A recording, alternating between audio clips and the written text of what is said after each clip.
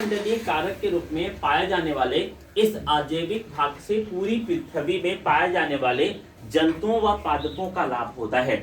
Without light कल्पना करें कि अगर इन्वायरमेंट से प्रकाश को समाप्त कर दिया जाए तो ब्रह्मांड की मैक्सिमम इकाइयां अपने आप ही समाप्त हो जाएंगी। इससे ये पता चल रहा है कि प्रकाश एक महत्वपूर्ण अजैविक घटक या कारक है। प्रकाश का फॉर्मेशन कहां से होता है? तो लाइट का निर्माण सूर्य से होता है, जो लाइट के निर्माण के रूप में मुख्य रोल प्ले करता है, यानी सूर्य ही प्रकाश को उत्पादित करता है जो पृथ्वी पर पहुंचता है। पृथ्वी पर पहुंचने के दौरान ही पृथ्वी की ऊंचाई, पृथ्वी की प्रवणता, पृथ्वी की आर्द्रता या अन्य विभिन्न प्रकार के फैक्टर इस प्रकाश को प्रभावित करते हैं, जिसके कारण कभी प्रकाश अधिक और कभी प्रकाश कम भी हो जाता है। इसके अलावा पृथ्वी से सूर्य की दूरी भी प्रकाश को प्रभावित करती है और पृथ्वी पर प्रकाश आने के दौरान जब एक मैक्सिमम लेंथ के बीच में नैनोमीटर्स के मध्य आता है, विबज्योर के रूप में 7 रंगी प्रकाश, जिसमें से 690 के 390 से 690 के मध्य का प्रकाश एक विजिबल लाइट होता है। इसे आसानी से पेड़ पौधे एक्सेप्ट कर पाते हैं। तो पहले बेसिक बातें लिखेंगे और देन हेडिंग डालकर लिखते जाएंगे। प्रकाश के बारे में लिखे। प्रकाश एक महत्वपूर्ण अजैविक घटक है। प्रकाश एक महत्वपूर्ण अजैविक घटक है जो प्रत्यक्ष अथवा अप्रत्यक्ष रूप में प्रकाश एक महत्वपूर्ण अजैविक घटक है जो प्रत्यक्ष अथवा अप्रत्यक्ष रूप में प्रत्यक्ष अथवा अप्रत्यक्ष रूप में सूर्य से ही पृथ्वी पर प्राप्त होता है। प्रत्यक्ष अथवा अप्रत्यक्ष रूप में सूर्य से ही पृथ्वी पर प्राप्त होता है। सूर्य से ही पृथ्वी पर प्राप्त होता है। पूर्ण विराम करके लिखेंगे। मौसम की अनुकूलता, मौसम की अनुकूलता, वातावरण की सघनता, मौसम की अनुकूलता, वातावरण की सघनता, पर्वतों की दिशा, वातावरण की सघनता, पर्वतों की दिशा तथा अन्य भौतिक कारक, पर्वतों की दिशा तथा अन्य भौतिक कारक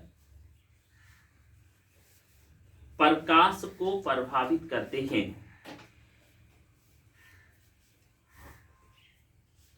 प्रकाश को प्रभावित करते हैं।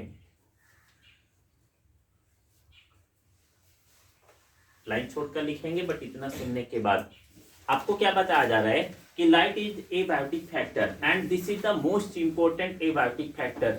Light is totally release by sun और द डायरेक्टली और इनडायरेक्टली, प्रत्यक्ष हो या अप्रत्यक्ष हो, पृथ्वी पर जो प्रकाश हमें दिखाई देता है, for example presence of day, winter day, और इस दौरान हमें सूर्य तो दिखाई नहीं देता है, लेकिन क्या दिन होता दिखाई देता है? कितनों को दिखाई दिया कि रात बीत गई, दिन दिखाई दिए, यानी दिन हो गया है, डे टाइम। तो डे टाइम क्यों हुआ? क्योंकि सूर्य का ही प्रकाश है जो डायरेक्टली तो नहीं आया, बट उसी के कारण हमें दिन दिखाई देता है। यानी सूर्य का प्रकाश डायरेक्टली और इनडायरेक्टली पृथ्वी पर आता ही आता है, जो अजैविक घटक के रूप में जंतु व पादपों को प्रभावित करता है। और एग्जांपल ले लेते हैं, 5 दिन अगर ठीक है ठंडक में सूर्य नहीं दिखाई दिया तो हमारी बोन्स भी कांपने लगती है। कल्पना करें अगर 2-4 महीने तक सूर्य गायब हो जाए, क्लियर, तो पिघलना शुरू हो जाएगा, बोन्स डायरेक्टली पिघलना प्रारंभ हो जाएगी। इससे एक इंपॉर्टेंस मिल रहा है कि light is most important for nature. प्रकृति के लिए प्रकाश अति महत्वपूर्ण है। इसके अलावा पृथ्वी पर कितनी सघनता है, पृथ्वी का वातावरण कैसे है, पृथ्वी पर कितनी आर्द्रता है, पृथ्वी के आसपास के एरिया में पर्वतों की दिशा कैसे है, ये प्रकाश को प्रभावित करता है। कहीं पर आपने देखा है, आप कंट्रीज की तरफ चले जाएं, पृथ्वी की जो अलग अलग कंट्रियां हैं, तो वहां पर कहीं दिन थोड़ा पहले उगाता है और तो कहीं दिन थोड़ा बाद में उगता है।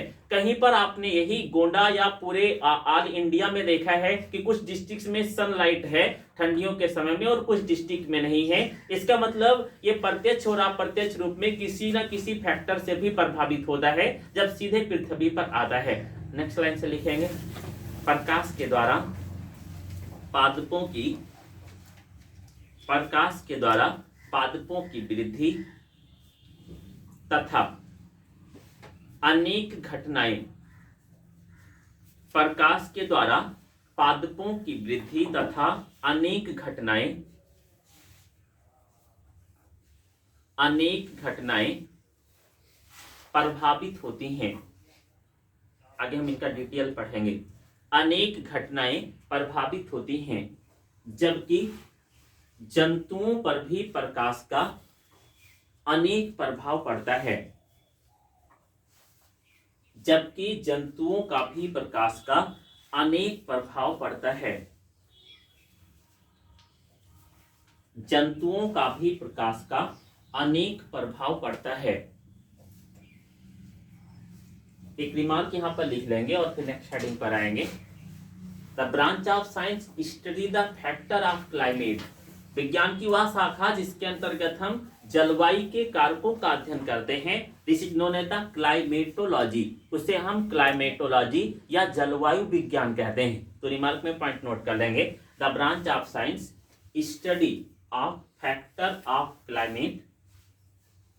The branch of science study of factor of climate is known as climatology.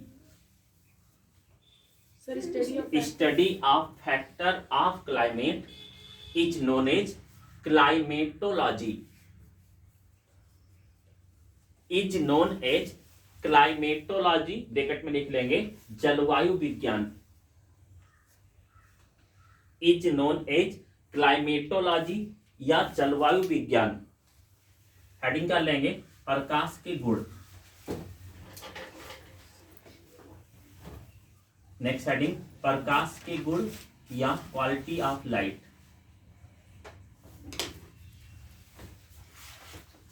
Qualities of light. प्रकाश के गुण क्या हैं, पहले इसको लिख लेंगे और फिर एक एक को समझेंगे। देखिए डैश करके, प्रकाश के मुख्य रूप से जंतु व पादपों पर कुछ विशिष्ट गुण होते हैं।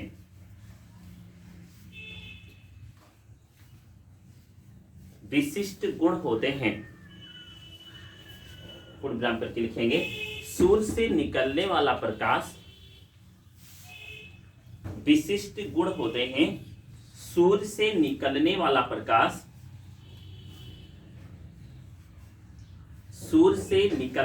प्रकाश 390 से 600 nm 390 से 600 nm 390 से 600 nm के बीच दृश्य प्रकाश होता है।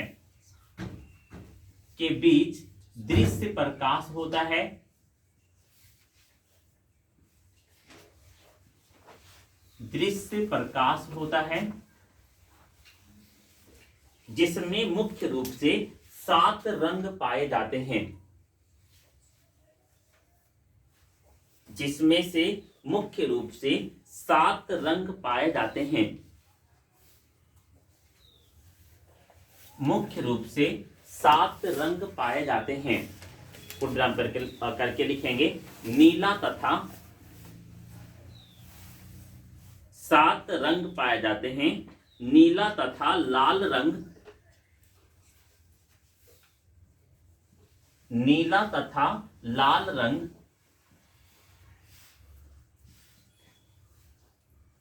नीला तथा लाल रंग प्रकाश संश्लेषण के लिए, नीला तथा लाल रंग प्रकाश संश्लेषण के लिए महत्वपूर्ण होता है। नीला तथा लाल रंग प्रकाश संश्लेषण के लिए महत्वपूर्ण होता है। This is the first quality of light. एक बार सुन लेते हैं। सूर्य के द्वारा जो भी लाइट रिलीज होती है, जो भी प्रकाश निकलता है, उस प्रकाश में अगर 390 से 600 एनईएम के बीच, नैनोमीटर के बीच प्रकाश होता है तो वह विजिबल लाइट यानी दृश्य प्रकाश होता है। हम सभी लोग ब्रह्मांड में जो कुछ लाइट देख पाते हैं सूर्य से रिलीज होने के दौरान, वह विजिबल लाइट है, दृश्य प्रकाश है, जो आंखों से दिखाई देता है। उसका जो वेवलेंथ है वो 390 से 690 एनएम के, नैनोमीटर के मध्य होता है। इसके अलावा ऑलरेडी आपने लोअर क्लास में पढ़ रखा है कि सूर्य के प्रकाश में 7 रंग पाए जाते हैं, जो हमने इंद्रधनुष के रंग के रूप में भी देखा है। आपने रेनी डे के दौरान इंद्रधनुष बनते हुए अलग अलग कलर्स में देखा है, जिन्हें हम विबजियोर के रूप में भी जानते हैं। उन विबजियोर में से जो 7 रंग है, उसमें से नीला तथा लाल रंग, कौन कौन सा रंग? नीला तथा लाल रंग, ये मोस्ट इंपोर्टेंट बहुउपयोगी कलर है, जिसके द्वारा पेड़ पौधे अधिकतम प्रकाश संश्लेषण कर पाते हैं। यानी कोई भी पेड़ पौधा उन 7 में से नीला व लाल रंग अगर प्राप्त करता है तो अधिकतम फोटोसिंथेसिस कर पाएगा। This is the first quality of light. फटाफट मैं बोलता हूं, सूर्य से रिलीज होने वाला प्रकाश अगर 390 से 600 नैनोमीटर के मध्य होगा तो यह विजिबल लाइट होता है। प्रत्येक सूर्य के प्रकाश में 7 प्रकार के रंग पाए जाते हैं, जिनमें से नीला व लाल रंग पौधों के लिए अति आवश्यक होता है, जिनसे वे प्रकाश संश्लेषण कर पाते हैं। लाइन छोड़कर नेक्स्ट लाइन से लिखेंगे। पराबैंगनी किरणों के रूप में प्रकाश, पराबैंगनी किरणों के रूप में प्रकाश 300 से 390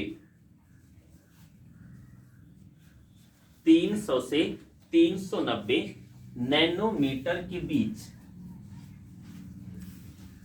300 से 390 नैनोमीटर के बीच, नैनोमीटर के बीच होता है, जो जंतु व पादपों पर हानिकारक प्रभाव डालता है। जो जंतु व पादपों पर हानिकारक प्रभाव डालता है। जंतु व पादपों पर हानिकारक प्रभाव डालता है।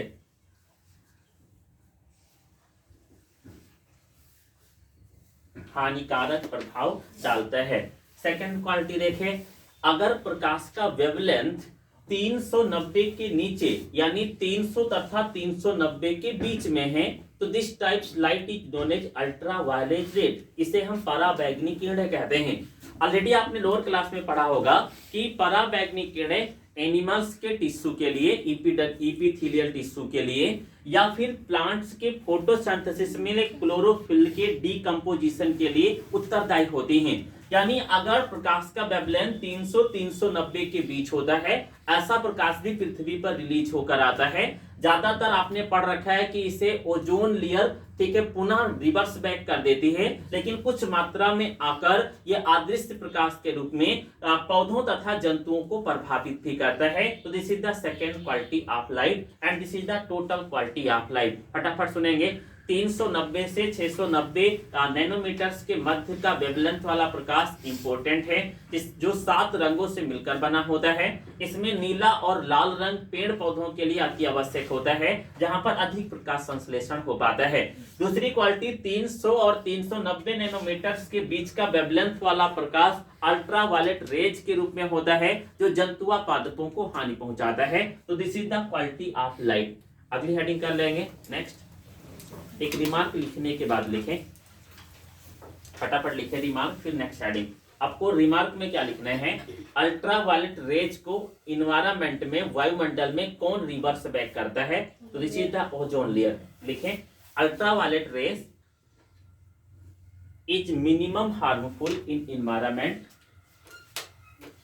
Minimum ultraviolet rays is minimum harmful in environment because ozone layer minimum harmful in environment because ozone layer, because ozone layer present in climate, ozone layer present in climate।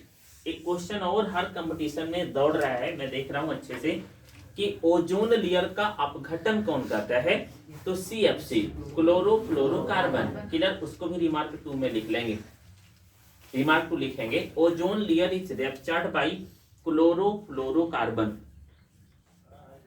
Ozone layer is ruptured by chlorofluorocarbon,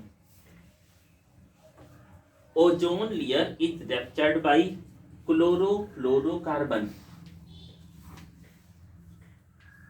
ruptured by chlorofluorocarbon. Next heading डाल देंगे, प्रकाश का पादपों पर प्रभाव, effects of light in plant.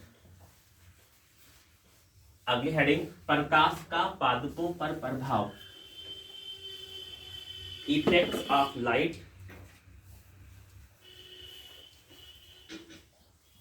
प्रकाश का पादपों पर प्रभाव।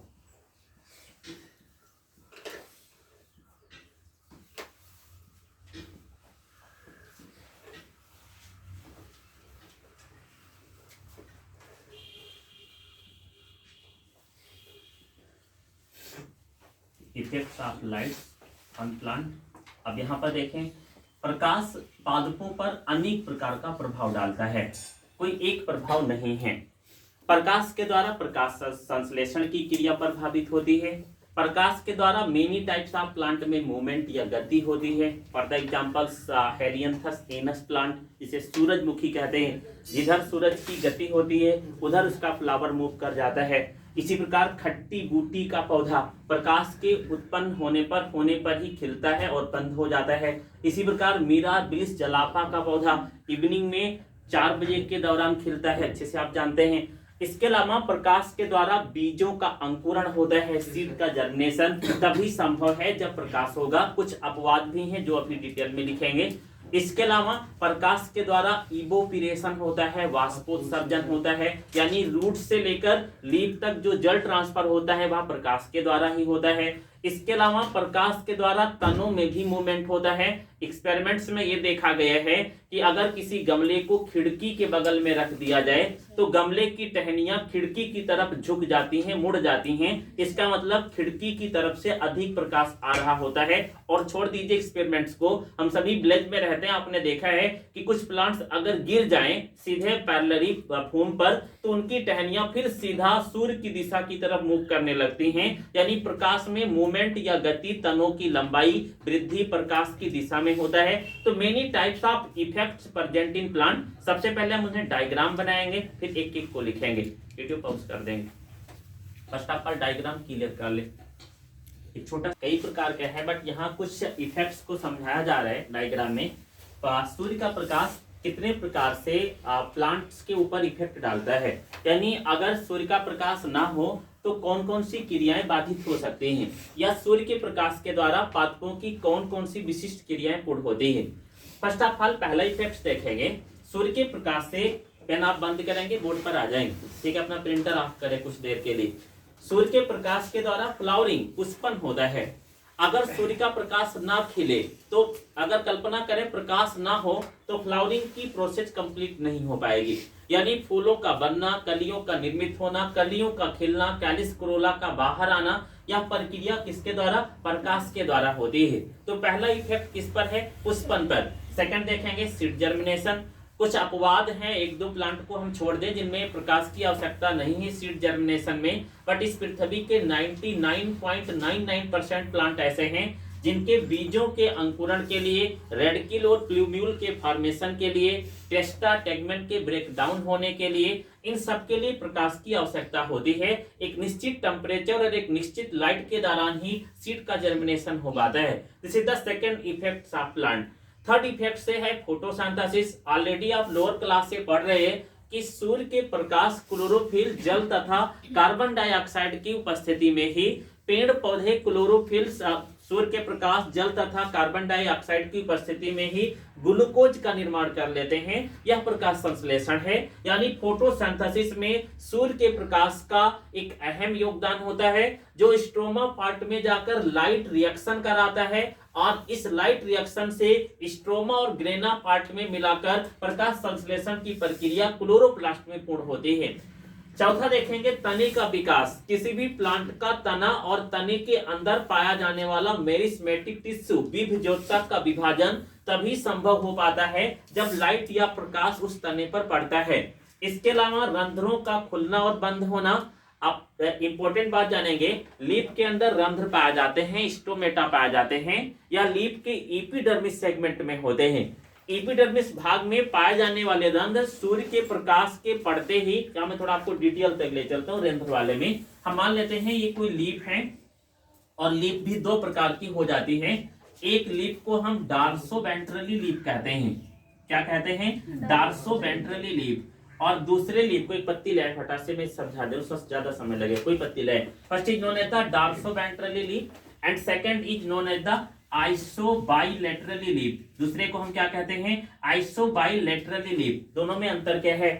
एक पत्ती जिसे हम द्विबीजपत्री पादप की पत्ती कहते हैं, या डार्सोवेंट्रली लीफ होते हैं, जिसमें अपर सरफेस यानी वेंट्रल सरफेस और डार्सल सरफेस पाया जाता है। इस पत्ती को, ये पत्ती कौन सी है? डार्सोवेंट्रली लीफ, जिसमें वेंट्रल और डार्सल सरफेस दो सरफेस होते हैं।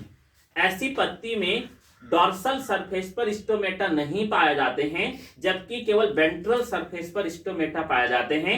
ऐसी पत्ती को क्या कहा जाएगा? डार्सोवेंट्रली लीफ। क्लियर? ऐसी पत्ती जो मोनोकाट लीफ की होगी, मेरे हाथ में नहीं है, जिसमें डॉर्सल और वेंट्रल साइड एक ही समान होती है, जैसे गन्ने की पत्ती, गेहूं की पत्ती, सबने देखा होगा।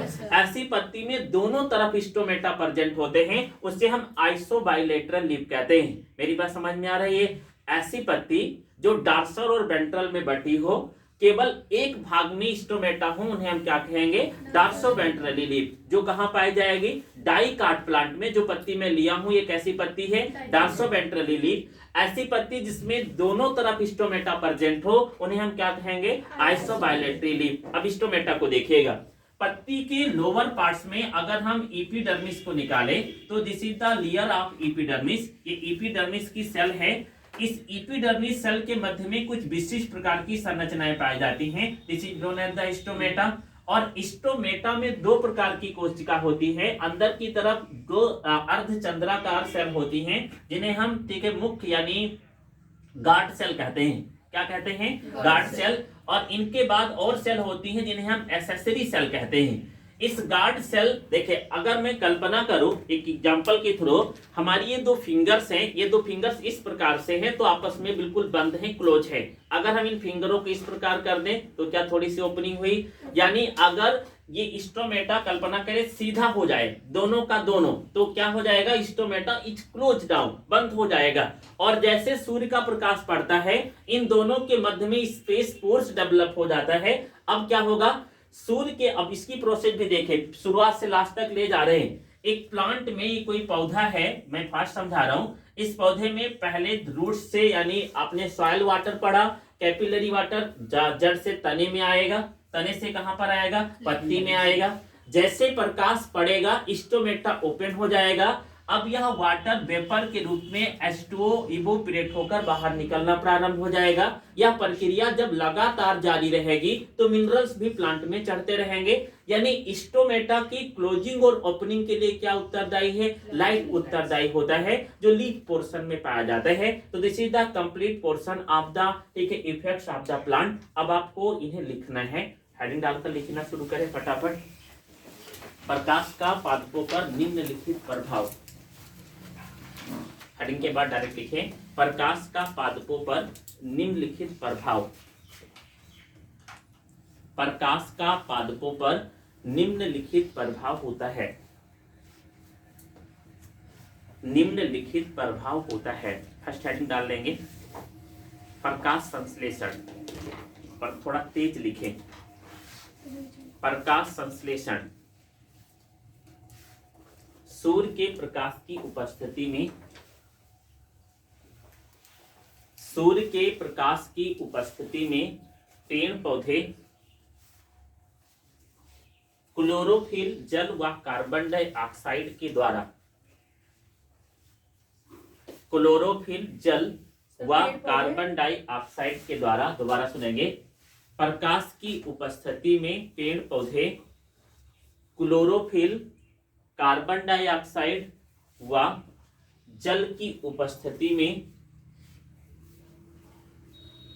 ग्लूकोज का निर्माण करते हैं।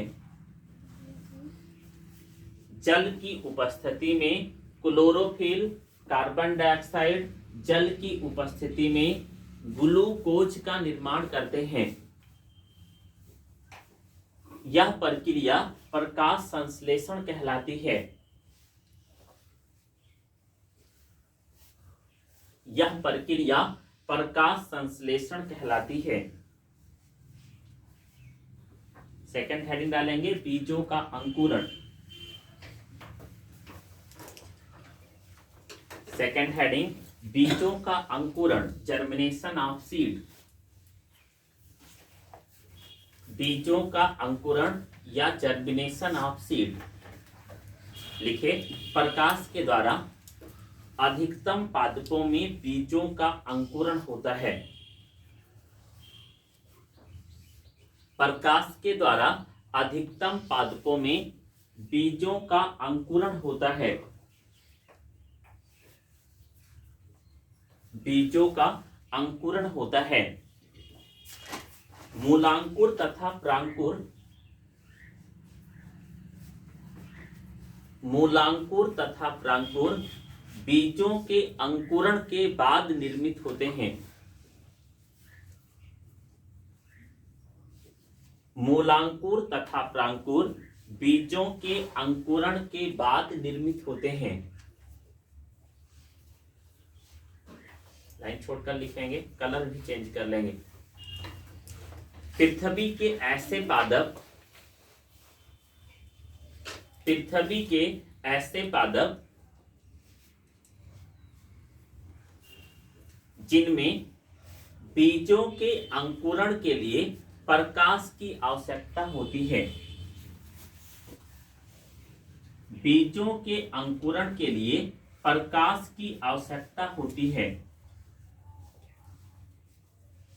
बीजों के अंकुरण के लिए प्रकाश की आवश्यकता होती है। उन्हें फोटोब्लास्टिक बीज वाले पादप कहते हैं। कैसे? उन्हें फोटोब्लास्टिक,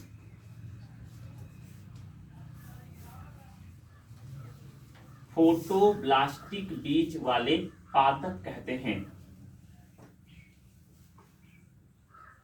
उन्हें फोटोब्लास्टिक बीज वाले पादप कहते हैं। उदाहरण लिख लेंगे, पृथ्वी के अधिकतम पादप, पृथ्वी के अधिकतम पादप, ब्रैकेट में लिख लेंगे र्यूमेक्स प्लांट। पृथ्वी के अधिकतम पादप, ब्रैकेट में र्यूमेक्स प्लांट। पुनः लाइन छोड़कर लिखें, ऐसे पादप जिनमें बीजों के अंकुरण के लिए, ऐसे पादप जिनमें बीजों के अंकुरण के लिए बीजों के अंकुरण के लिए प्रकाश की आवश्यकता नहीं होती है।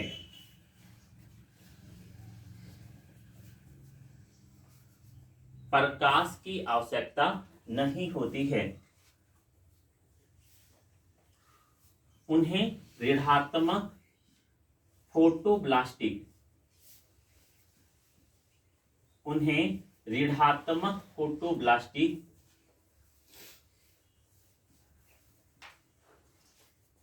ऋणात्मक फोटोब्लास्टिक पादप कहते हैं। ऋणात्मक फोटोब्लास्टिक पादप कहते हैं। जैसे वेनिला फेंग्राज, जैसे वेनिला फेंग्राज का पादप, वेनिला फेंगराज का पादप, अलग अलग दिखेंगे, दोनों अलग अलग पादप हैं। बेनीला अलग है, फेंगराज यहाँ पर एक की मात्रा, आधा ना, ग्राज, फेंगराज पादप। क्लियर, इस बात को समझेंगे। बीजों के अंकुरण के लिए रेडिकल सोलफ्लूम्यूल्स, मूलांकुर और प्रांकुरों के डेवलपमेंट के लिए लाइट की आवश्यकता होती है। ऐसे पादप पृथ्वी पर 99.99% हैं जिनमें विदाउट लाइट, बिना प्रकाश के बीजों का अंकुरण नहीं हो पाता है।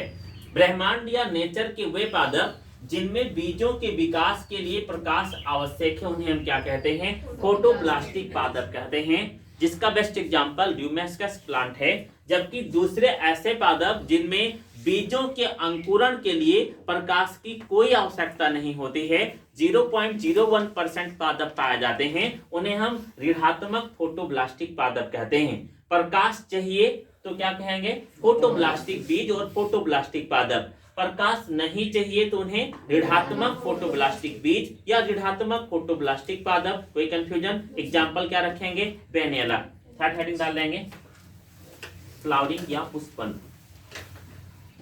अगली हेडिंग फ्लावरिंग या पुष्पन, थोड़ा फास्ट लिखें।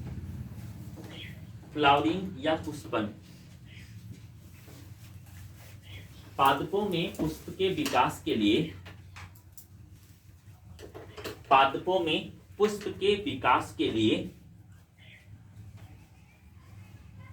पुष्प के विकास के लिए प्रकाश की आवश्यकता होती है।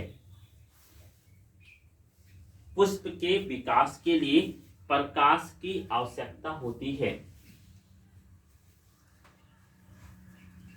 पुष्प के विकास के लिए प्रकाश की आवश्यकता होती है। नेक्स्ट हेडिंग डाल देंगे प्रोग्राम करके। अगली, तने का विकास। तने का विकास लिखें, पादपों के स्टेम टेंडिल, पादपों के स्टेम टेंडिल, तना परतान ब्रैकेट में लिख लें, स्टेम टेंडिल ब्रैकेट में तना परतान या तने के मुख्य विकास के लिए प्रकाश उत्तरदायी होता है। तना परतान या मुख्य तने के विकास के लिए प्रकाश उत्तरदायी होता है।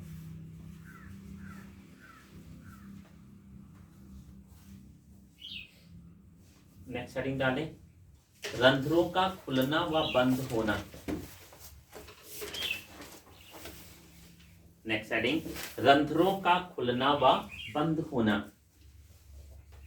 Opening and closing of stomata. लिखे डेस्क करके, पृथ्वी के अधिकतम पादपों का रंध्र बाह्य त्वचा में, पृथ्वी के अधिकतम पादपों का रंध्र बाह्य त्वचा में, बाह्य त्वचा में तभी खुलता है जब प्रकाश का सीधा प्रभाव होता है। तभी खुलता है जब प्रकाश का सीधा प्रभाव होता है। प्रकाश का सीधा प्रभाव होता है। प्रकाश की अनुपस्थिति में उद्ग्राम करके लिखें, रंध्रों की सहायक कोशिकाएं बंद हो जाती हैं। प्रकाश की अनुपस्थिति में रंध्रों की सहायक कोशिकाएं बंद हो जाती हैं और वाष्पोत्सर्जन की प्रक्रिया, सहायक कोशिकाएं बंद हो जाती हैं और वाष्पोत्सर्जन की क्रिया रुक जाती है, बंद हो जाती हैं और वाष्पोत्सर्जन की क्रिया रुक जाती है।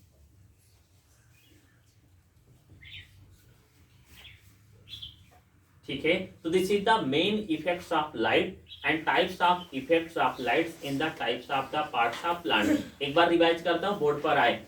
सबसे पहले प्रकाश के द्वारा क्या प्रभावित हो रहा है, पुष्पन की प्रक्रिया, फ्लावरिंग। उसके बाद क्या प्रभावित हो रहा है, सीड जर्मिनेशन यानी बीजों का अंकुरण। इसके आधार पर एक अपवाद प्लांट्स के हैं जिन्हें हम ऋणात्मक फोटोब्लास्टिक प्लांट कहते हैं। इनमें लाइट हो ना हो, ये इनकी सीड आसानी से अपने आप उग जाती है। लेकिन ज्यादातर 99% 99% प्लांट्स ऐसे हैं जिनमें विदाउट लाइट सीड का जर्मिनेशन नहीं हो सकता है। इसके अलावा फोटोसिंथेसिस, ऑलरेडी आप लोअर क्लास से पढ़ रहे कि विदाउट लाइट, सूर्य के प्रकाश, फोटोसिंथेसिस नहीं हो सकता है। तने का विकास, स्टेम टेंडिल का formation and other parts of the stem, तने का अन्य भाग प्रकाश के द्वारा ही निर्मित होता है। यहाँ पर गति भी आप देख सकते हैं, कुछ ऐसे पादप जिनमें गति, मूवमेंट या उन्हें हम प्रकाशनुवर्ती पादप कहते हैं, जैसे सेंटेला का पौधा, खट्टी बूटी का पौधा और सूरजमुखी का पौधा प्रकाश की दिशा में ही गति करते हैं। सूरज की तरफ जाने पर सूरजमुखी का फ्लावर गति करता है, मूवमेंट करता है। इसके अलावा रंध्रों का खुलना व बंद होना, लीफ पार्ट में पाया जाने वाला स्टोमेटा तभी ओपन होता है जब प्रकाश पड़ता है, और प्रकाश के पड़ते ही रंध्र जब खुलता है तो स्टोमेटा के ओपनिंग होने से इवोपरेशन की प्रक्रिया प्रारंभ हो जाती है, जिनसे जल ऊपरी भाग में ट्रांसफर होना शुरू हो जाता है। अब एक लॉन्ग और इम्पोर्टेंट इफेक्ट है प्रकाश का, जो हम मेन टॉपिक में पढ़ेंगे। नेक्स्ट हेडिंग डालेंगे, नंबर्स करेंगे। कितना हो गया यहाँ पे, 5 या 4? 5 हो गए हैं। प्रकाश का प्रभाव 5वां पढ़ चुके हैं, तो छठी हेडिंग डाल देंगे, दीप्तिकालिता। नेक्स्ट हेडिंग, दीप्तिकालिता या फोटो पीरियडिज्म।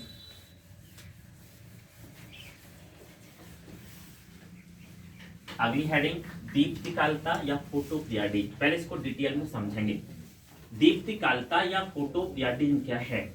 प्रकाश के द्वारा या प्रकाश की एक निश्चित उपस्थिति के दौरान पेड़ पौधों का वाष्पोत्सर्जन, फ्लावरिंग तथा अन्य मूवमेंट वाला भाग सक्रिय हो जाता है। ऐसे पादप जिनमें प्रकाश की अधिक आवश्यकता होती है उन प्लांट को, और ऐसे पादप जिनमें प्रकाश की कम आवश्यकता होती है उन प्लांट्स को कुछ अलग अलग श्रेणी में बांटा जाता है। वह प्रक्रिया जिसमें पेड़ पौधे रंध्रों के खुलने, रंध्रों के बंद होने, तने का विकास, गति या अन्य क्रियाओं को प्रभावित करते हैं, इस पूर्ण प्रक्रिया को दीप्तिकालिता या फोटो पीरियडिज्म कहा जाता है।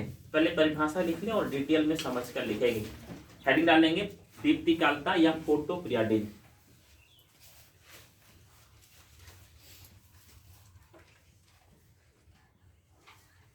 लिखें डैश करके, फोटो पीरियडिज्म में प्रकाश के द्वारा पौधों की आकार की, कार्यकी व पारिस्थितिकी। प्रकाश के द्वारा पौधों की आकार की, कार्यकी व पारिस्थितिकी। 3 शब्द आ रहे हैं, आकार की, कार्यकी व पारिस्थितिकी। आकार की, कार्यकी ओरिजिनल बायोलॉजी के शब्द है, ध्यान रखिएगा। आकार की, कार्यकी व पारिस्थितिकी। समझ पा रहे हो? तीनों शब्दों को अगर हम समझना चाहें तो पहले समझेंगे, आगे बढ़ेंगे। आकार की, कार्यकी व पारिस्थितिकी। आकार की क्या है? एक प्लांट 2.5 फीट लंबा हो जाए और एक प्लांट 1 फीट लंबा रह जाए, दिस पोर्शन इज आकार की, यानी स्ट्रक्चर, शेप ऑफ प्लांट। कोई पौधा विशाल बड़ा ब्रांच वाला हो जाता है और कोई पौधा छोटा ही रह जाता है।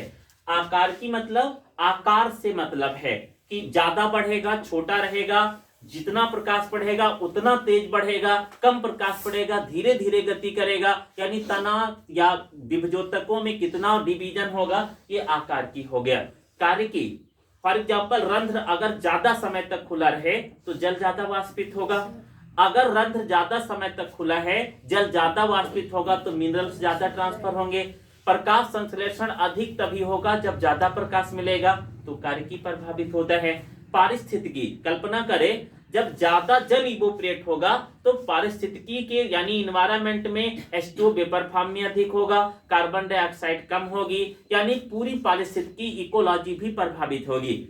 यानी प्रकाश के द्वारा पादपों की आकार की, स्ट्रक्चर, कारकी यानी फंक्शन एंड इकोलॉजिकल पारिस्थितिक मूवमेंट भी प्रभावित होता है। इस तीनों को एक साथ क्या कहा जाता है? फोटोपीरियडिज्म कहा जाता है। एक बार दोबारा सुनेंगे। प्रकाश की उपस्थिति में जब पेड़ पौधों का या पादपों का आकारिकी, कारिकी व पारिस्थितिकी प्रभावित होता है तो इसे हम कलेक्टिवली क्या कहते हैं? फोटोपीरियडिज्म या दीप्तिकालिता कहते हैं। कंप्लीट करें। लास्ट लाइन क्या लिखे हैं? प्रकाश के द्वारा पौधों की आकारिकी, कारिकी व पारिस्थितिकी प्रभावित होती है। आकारिकी, कारिकी व पारिस्थितिकी प्रभावित होती है, जिन्हें दीप्तिकालिता कहा जाता है।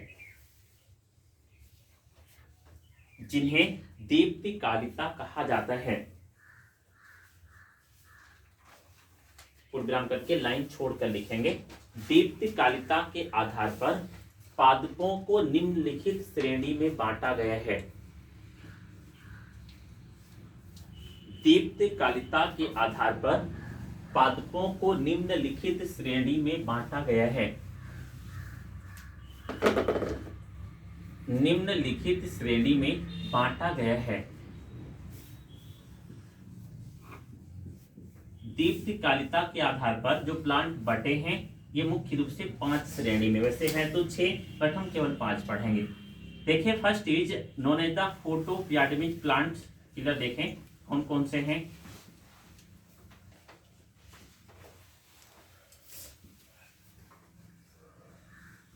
पहले प्लांट को हम कहेंगे लॉन्ग डे प्लांट।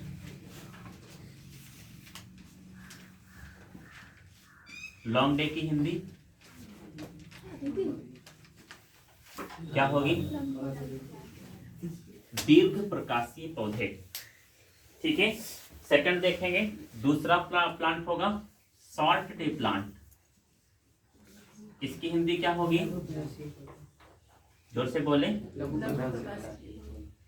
लघु प्रकाशीय पौधे। सेकंड है day natural plant. Day natural plant means साहिल। क्या होगा डे नेचुरल प्लांट? दिवस निरपेक्ष पादप। ठीक है। अगला देखेंगे लॉन्ग शॉर्ट डे प्लांट। इन्हें क्या कहेंगे? लघु दीर्घ प्रकाशीय पौधे। एंड लास्ट होगा आपका शॉर्ट लॉन्ग डे प्लांट।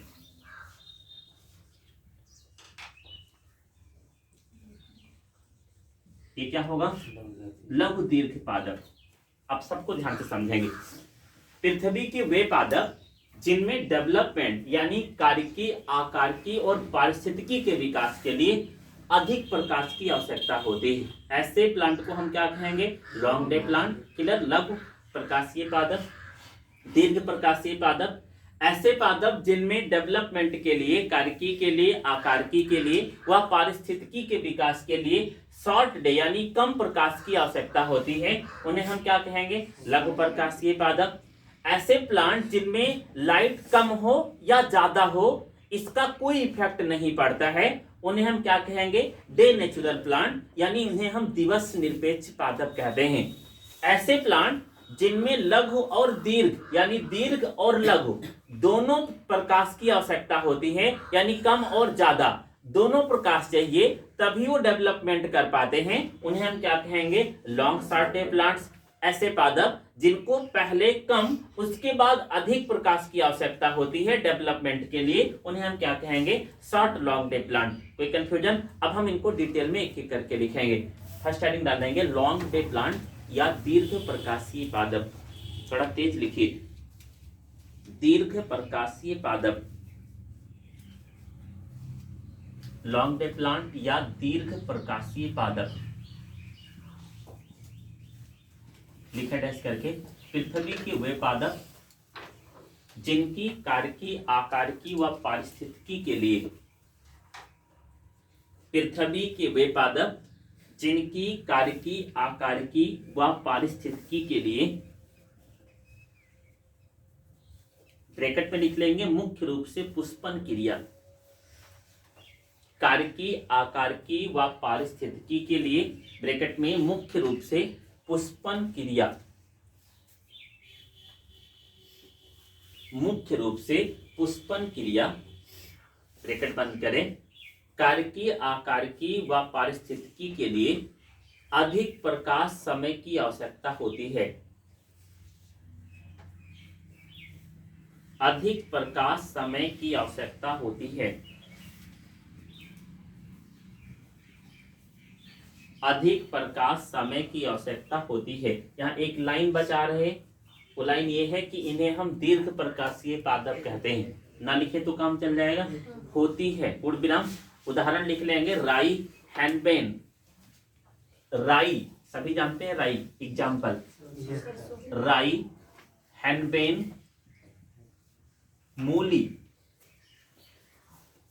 राई, हैनबेन, मूली, ये भी एक प्लांट का नाम है। मैं इससे अपरिचित हूँ, अभी से देख नहीं पाया हूँ। राई, हैनबेन, मूली, डिस्कवरी जारी है, ढूंढ रहा हूँ, जल्दी मिल जाएगी। और ये 15 दिन पहले से ढूंढ रहा हूँ, पूरे अच्छे से लगा हूँ, मिल जाएगा कहीं ना कहीं। राई, हैनबेन और मूली, ठीक है। ऐसे प्लांट को हम क्या कहेंगे? Long day plant. Next heading डालेंगे शॉर्ट डे प्लांट। थोड़ा फास्ट लिखिए, शॉर्ट डे प्लांट, हिंदी में अल्प प्रकाशीय पादप। अल्प प्रकाशीय पादप लिखे डैश करके। ऐसे पादप जिनमें पुष्पन क्रिया के लिए निर्णायक दीप्ति काल से कम समय का प्रकाश। दोबारा सुने, ऐसे पादप जिनमें पुष्पन क्रिया के लिए निर्णायक दीप्ति काल से कम समय का प्रकाश आवश्यक होता है। दोबारा सुने, ऐसे पादप जिनमें पुष्पन क्रिया के लिए निर्णायक दीप्ति काल से कम समय तक प्रकाश की आवश्यकता होती है। कम प्रकाश की आवश्यकता होती है, उन्हें अल्प प्रकाशीय पादप कहते हैं। अल्प प्रकाशीय पादप कहते हैं। उदाहरण लिखेंगे, धतूरा, जेंथियम, साल्विया। धतूरा, जेंथियम, साल्विया। एक शब्द आया है निर्णायक दीप्ति काल, ये क्या है इसको सुन लेते हैं। निर्णायक दीप्ति काल का मतलब ये है कि अगर हम इस एनवायरनमेंट में किसी इकाई क्षेत्र में हैं तो वहां का दीप्ति काल का समय निर्धारित है। दीप्ति काल का मतलब कि अब 7 बजे सूर्योदय होगा और शाम को 6 बजे सूर्यास्त होगा, तो 7 से 6 के बीच में 11 घंटे प्रकाश है। कितने घंटे प्रकाश? 11 घंटे। इसे क्या कहा गया? निर्णायक दीप्ति काल। यानी इन्वायरमेंट में कितनी देर तक लाइट रहेगी ये डिपेंड हो जाता है, निश्चित हो जाता है, उसी को निर्णायक दीप्ति काल कहा जाता है। अब ध्यान से सुनेंगे, इन्वायरमेंट के वे पादप, ऐसे पेड़ पौधे जिनमें निर्णायक दीप्ति काल से भी कम समय का प्रकाश मिले, यानी 7 से 6 में 11 घंटे का प्रकाश है, इनको 8 घंटे, 5 घंटे, 7 घंटे तक प्रकाश मिले तो भी इनकी पूरी प्रक्रिया कंप्लीट हो जाती है, फ्लावरिंग कंप्लीट हो जाता है। ऐसे प्लांट को हम क्या कहेंगे? अल्प प्रकाशीय पादप कहेंगे। कितने लोगों को समझ में आ रहा है? मीन्स ऐसे प्लांट जिनमें समय के अकॉर्डिंग भी कम प्रकाश मिल जाए, कुछ घंटे ही प्रकाश मिल जाए, तो कार्य की, आकार की और ठीक है पारिस्थितिकी के साथ फ्लावरिंग प्रोसेस कंप्लीट हो जाती है। ऐसे पौधों को अल्प प्रकाशीय पौधे कहते हैं। एग्जाम्पल क्या होगा? धतूरा, stramonium, xanthium and salvia plant is the best example. Next second डालेंगे, दिवस निरपेक्ष पादप, डे नेचुरल प्लांट। दिवस निरपेक्ष पादप या डे नेचुरल प्लांट, प्रकाश आए या भाड़ में जाए। समझ पा रहे हो? प्रकाश आए या भाड़ में जाए, मतलब प्रकाश हो तो ठीक, ना हो तो और ज्यादा ठीक है, हमें इसका कोई इफेक्ट पड़ने वाला नहीं है। This type plant is known as the day natural plant. फटाफट लिखेंगे, पृथ्वी के ऐसे पादप जिनमें प्रकाश का कोई प्रभाव पुष्पन क्रिया पर नहीं पड़ता है। सर रिपीट करिए। पृथ्वी के ऐसे पादप जिनमें प्रकाश का कोई प्रभाव पुष्पन क्रिया पर नहीं पड़ता है, पुष्पन क्रिया पर नहीं पड़ता है, उन्हें दिवस निरपेक्ष पादप कहते हैं। उन्हें दिवस निरपेक्ष पादप कहते हैं। दिवस निरपेक्ष पादप कहते हैं। एग्जाम्पल देखें, कुकुम्बर, कुकुम्बर मीन्स खीरा, टोमेटो, टमाटर, किलक एंड चिली, मिर्चा। किलक, खीरा, टमाटर और मिर्चा, ये 3 पादप दिवस निरपेक्ष पादप हैं। जल्दी करें, हो गया। ऑलरेडी आपको समझ में आ रहा होगा, यहाँ कुछ समझाने की आवश्यकता नहीं। मीन्स ऐसे प्लांट जिनमें लाइट की कोई भी लाइट कम हो या ज्यादा हो, इसका कोई इफेक्ट इनकी कार्यकी, आकारकी और फ्लावरिंग पर नहीं पड़ता है। This type plant is known as the day natural plant. Example cucumber, tomato and chilli. Next heading डालेंगे long short day plant. Hindi में लिखें दीर्घ अल्प प्रकाशीय पादप। दीर्घ अल्प प्रकाशीय पादप, इसको पहले सुन लेंगे। ऐसे पादप जिनमें पुष्पन के पहले डेवलपमेंट के लिए अधिक प्रकाश चाहिए, लेकिन पुष्पन के दौरान कम प्रकाश की आवश्यकता हो। दोबारा सुनेंगे, शारीरिक विकास के लिए, डेवलपमेंट ऑफ स्टेम या अन्य पार्ट्स लीफ के डेवलपमेंट के लिए ज्यादा लाइट चाहिए, मान लें 11 से 12 घंटे प्रकाश चाहिए, परंतु जब उनमें फ्लावरिंग का टाइम आए तो उनमें प्रकाश की अवधि कम हो जाए, तब वो डेवलपमेंट कर पाते हैं। ऐसे प्लांट को हम क्या कहेंगे? लॉन्ग शॉर्ट डे प्लांट कहेंगे। एक बार दोबारा सुनिए, ऐसे पौधे जिनमें तने पत्तियों के विकास के लिए ज्यादा समय का प्रकाश, जबकि फ्लावरिंग के लिए कम समय के प्रकाश की आवश्यकता होती है, उन्हें लॉन्ग शॉर्ट डे प्लांट कहते हैं। प्रिंट करें फटाफट, जल्दी करें। ऐसे पादप जिनमें पुष्पन क्रिया के पहले अधिक प्रकाश की आवश्यकता, पुष्पन क्रिया के पहले अधिक प्रकाश की आवश्यकता, जबकि पुष्पन क्रिया के दौरान कम प्रकाश की आवश्यकता होती है। जबकि पुष्पन क्रिया के दौरान कम प्रकाश की आवश्यकता होती है। जबकि पुष्पन क्रिया के दौरान कम प्रकाश की आवश्यकता होती है। ऐसे पादपों को अल्प दीर्घ प्रकाशीय पादप कहते हैं। ऐसे पादपों को अल्प दीर्घ प्रकाशीय पादप कहते हैं। अल्प दीर्घ प्रकाशीय पादप कहते हैं।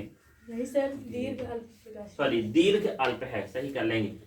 ऐसे पादपों को दीर्घ अल्प प्रकाशीय पादप कहते हैं। उदाहरण लिखेंगे, ब्रायोफिलम, एक ही है अजूबा, ब्रायोफिलम ब्रैकेट में अजूबा, सबने इसको देखा भी होगा। और इसमें 2 कंडीशन में, जब अधिक टेम्परेचर है तो क्या होगा? डेवलपमेंट, और जब कम टेम्परेचर है तो क्या होगा? फ्लावरिंग की स्टेज आएगी। तो दिस इज द, ठीक है, the long short day plant. अब ये उल्टा हो जाएगा, शॉर्ट लॉन्ग डे। शॉर्ट मतलब कम प्रकाश हो, ड्यूरेशन कम हो, तो क्या होगा? डेवलपमेंट ऑफ पार्ट्स, यानी आप फ्लावरिंग के पहले का विकास होगा। लेकिन जब फ्लावरिंग आ रही हो तब क्या चाहिए? अधिक प्रकाश चाहिए। मेरी बात को दोबारा सुनेंगे।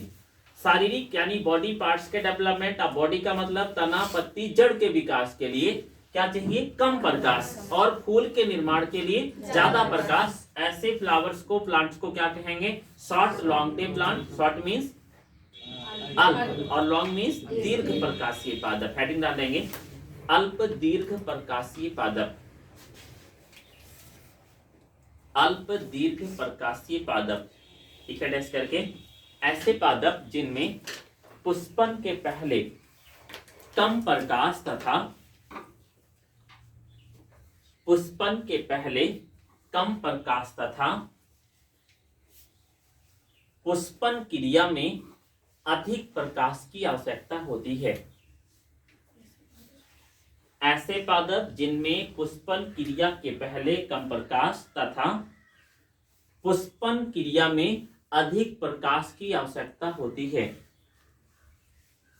उन्हें अल्प दीर्घ प्रकाशीय पादप कहते हैं। अल्प दीर्घ प्रकाशीय पादप कहते हैं।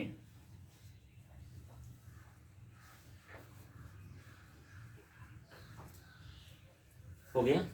उदाहरण लिखें, कोई ऐसा प्लांट, गेहूं, wheat plants, clear. This is the best example, triticum aestivum. उदाहरण लिखेंगे, गेहूं, ज्वार, बाजरा, गेहूं, ज्वार, बाजरा, गेहूं, ज्वार, बाजरा आदि। तो this is the photoperiodic. Already सबको समझ में आ गया होगा कि फोटोपीरियोडिक के आधार पर प्लांट कितने प्रकार से होते हैं। आप इसे हल्के में नहीं लेंगे कि आदित्य सर ने कुछ पढ़ा दिया होगा, पता नहीं क्या चिल्लाया करते हैं। दीप्तिकालता किसे कहते हैं? दीप्तिकालता के आधार पर पादपों का वर्गीकरण करिए। ये क्वेश्चन 5 नंबर में 3 साल बोर्ड एग्जाम में पूछा जा चुका है। और कुछ है नहीं, प्रकाश आ रहा है, कार्यकी, आकारकी और पारिस्थितिकी को प्रभावित कर रहे हैं, हमने चिल्ला दिया, यही दीप्तिकालता है। इसके आधार पर प्रकाश की 5 प्लांटों की 5 श्रेणी बढ़ गई। Long day plants, short day plants, day natural plant, long short day plants and short long day plant. सबके एग्जांपल आपको याद रखना है। प्रोसेस आपको पहले से याद रहेगी कि जहां प्रकाश ज्यादा लॉन्ग डे प्लांट, जहां प्रकाश कम शॉर्ट डे प्लांट, प्रकाश आए या समाप्त हो जाए दिवस निरपेक्ष पादप। ऐसे प्लांट जहां पहले ज्यादा प्रकाश बाद में कम प्रकाश, लॉन्ग शॉर्ट डे प्लांट। ऐसे पादप जिनमें प्रकाश पहले कम बाद में ज्यादा, short long day plants. Example आपको रटा होना चाहिए। तो this is the effects upon या effects on the lights inside the plant. प्रकाश का पादपों के ऊपर प्रभाव, जो आपने 6 प्रकार से दीप्तिकालता तक पढ़ा है। नेक्स्ट हेडिंग डाल देंगे। अगली हेडिंग, प्रकाश का जंतुओं पर प्रभाव। नेक्स्ट हेडिंग, प्रकाश का जंतुओं पर प्रभाव।